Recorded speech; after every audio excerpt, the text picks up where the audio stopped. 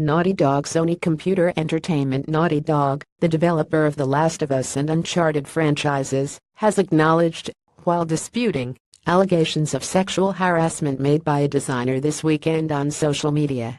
David Ballard, a designer no longer with the studio, alleged in a series of tweets on Saturday that he was terminated in February 2016 after informing the studio and the Human Resources Department of its parent, Sony Interactive Entertainment, of the harassment allegations.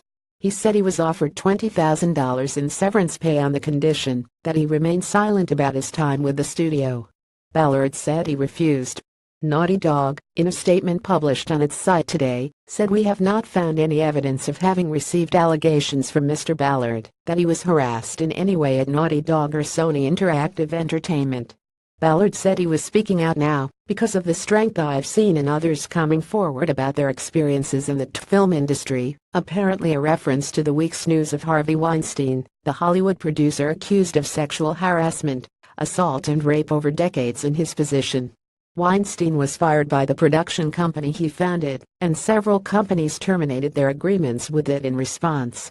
Ballard's profile on LinkedIn lists him as an environmental artist for Naughty Dog from 2009 to 2014. Following an intimate stint with Ubisoft, he returned to Naughty Dog in 2016 as a multiplayer-level designer.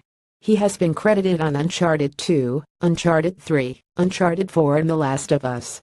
Ballard said he has been unemployed for the past 17 months. He alleged that he told PlayStation's Human Resources Department about the sex harassment allegations and was dismissed one day later.